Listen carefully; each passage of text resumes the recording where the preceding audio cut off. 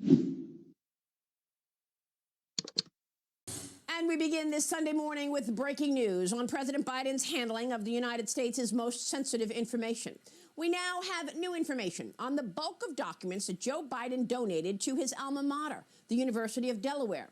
According to lawyers representing the parties who are trying to get to these documents, there are 1,850 boxes and 415 gigabytes of electronic records consisting of the so-called Biden records. The documents are said to fill up 2 tractor-trailer trucks. What we do not know is who sent the money to the university to archive and maintain these records, as the university will not release the accompanying so-called gift agreement.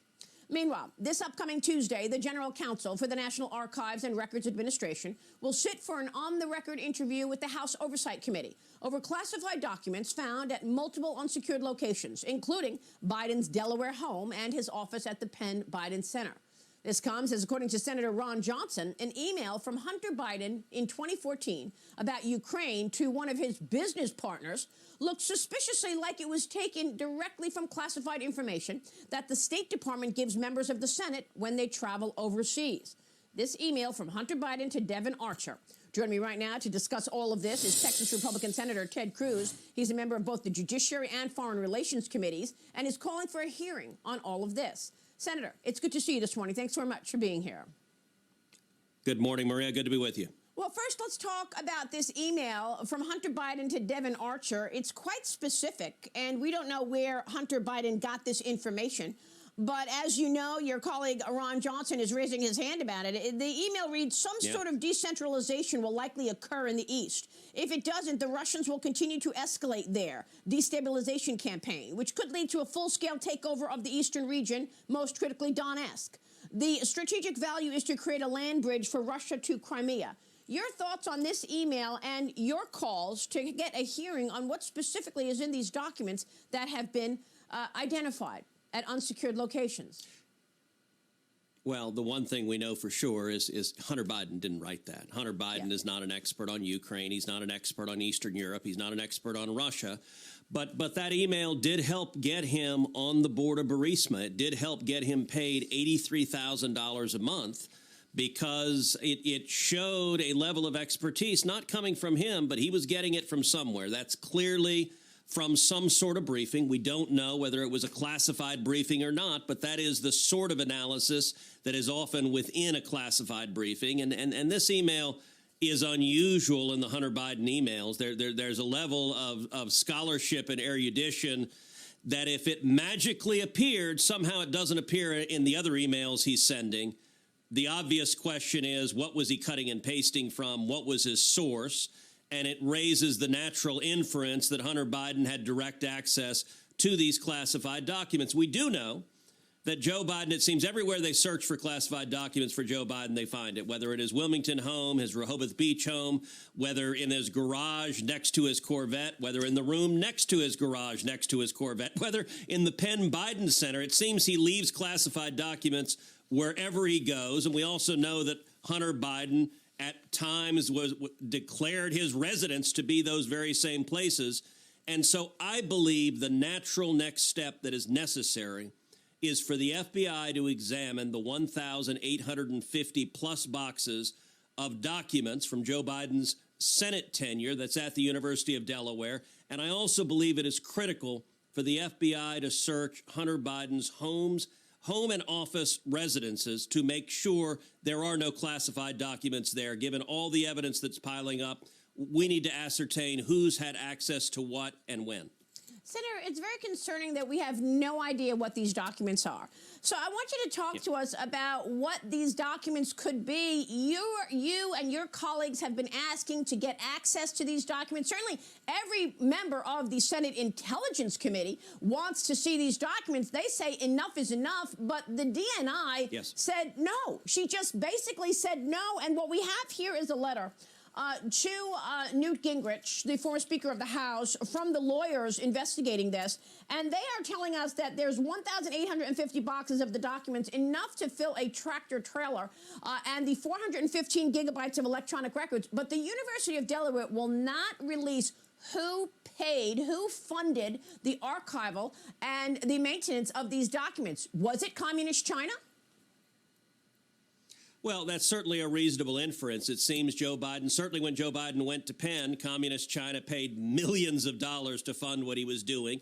Communist China, we also know, paid Hunter Biden and the Biden family millions of dollars. And so there's a long history of Communist China writing checks. The fact that University of Delaware is trying to keep these documents secret, in fact, it said it's not going to release any of them until 2 years after Biden leaves public office, I think that's unacceptable. And let me say, the content of these documents, last week, the administration briefed the Intelligence Committee. And I got to tell you, the members of the Intelligence Committee that I spoke to were really frustrated. Both Republicans and Democrats were ticked off because essentially the administration said, go jump in a lake. We're not going to tell you anything. And that is thoroughly unacceptable. Look, there's a range of classified documents. I've read a lot of classified documents. Some are just general geopolitical observations. The consequences of that are not terribly significant.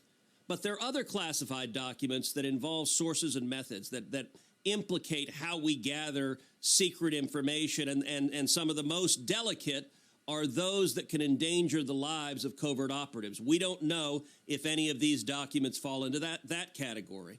There's an entirely different level that we need to know, which is whether any of these classified documents that Joe Biden had illegally in multiple locations involve his own family's business activities and potential corruption, whether they involve Burisma in Ukraine, whether they involve Communist China and the entities that were paying the Biden family millions of dollars. If he, in fact, had classified documents that implicate his own financial well-being, that raises the potential of very serious criminal liability. It's an issue I've talked about at great length on the podcast I do every week, yep. Verdict, analyzing the legal exposure that Joe Biden and the Biden White House faces. Senator, you've been in the SCIF plenty of times. How do you get documents out of the SCIF? I mean, look, you have to sign in and you have to sign out. And when you sign out, you're making a commitment. I am not holding anything that I just looked at, aren't you? You are. The fact that he had documents from his Senate tenure, I have to admit, is baffling. I've been in the Senate 10 years. I can state to a metaphysical certainty there are no classified documents at my home. How do I know that? Because I've read classified documents in only one place. It is in the SCIF, which is a secure location in the basement of the Capitol. You go down and down and down the stairs. The reporters follow you as you're going, and they stop at the door. They're not allowed to go any further in. You go through a whole series of doors. It's almost like the opening of Get Smart, walking through a whole series of doors. And then you go, there's a police officer, and you check in any electronics you have. You give them your cell phone, you give them your AirPods, you give them your Fitbit. You have no electronics at all. You go through a giant secure door, a second secure door, and you sign out any documents you're going to read, and you read them in that locked room. Right. And then you give them back the documents and you sign them back in, which means if you have them, I don't know how you get them short of, you remember when Bill Clinton was president, his national security advisor, Sandy Berger, who literally took classified documents from a SCIF, stuffed them down his underwear because he wanted to smuggle them out, and he wasn't very good at it. He got caught. I don't know if Joe Biden did that, but I have no idea how he got classified documents out of that SCIF. I don't know any other senator who's ever done that. Well, wow. This leads me to another topic I want to get your take on, and that is term limits, because this is the issue when people go into Congress and are there for 30, 40, 50 years. You begin to think it's about you, and you have this unlimited power. You tweeted this week that you'd like to see a vote on term limits. I think our viewers would like that as well. Look, absolutely. You want to talk about an issue that has widespread and bipartisan agreement. Term limits, a supermajority of Americans, more than 70% of Americans support term limits. More than 70% of Republicans, more than two-thirds of Democrats, more than two-thirds of independents. It's a massive support. There's one group that doesn't support term limits, and that is career politicians in Washington. All of the Democrats in the Senate oppose term limits, and all of the Republicans who've been there a gazillion years oppose term limits. I've introduced a constitutional amendment that would limit every senator to 2 terms, would limit every House member to 3 terms. I believe we ought to take it up and vote on it because if we got career politicians out of Washington in both parties, there would be a lot less of the corruption of the swamp that is endemic and that sadly implicates both Democrats and Republicans. Well, will Chuck Schumer bring it to the floor? Sadly, I don't think he will. I will keep fighting. I hope the House brings it up for a vote. We're much more likely to get a vote in the House under Kevin McCarthy. But Schumer doesn't want to vote on this because Schumer wants to stay there 1,000 years. And I think some of our Democratic colleagues have been there 1,000 years. Yeah. Senator, thank you, and thank you for pushing so that our military gets what they are due after getting fired, and now you push to get that vaccine mandate eliminated in the military. Yes. We will talk soon. Thank you, sir. Senator Ted Cruz this morning in Texas.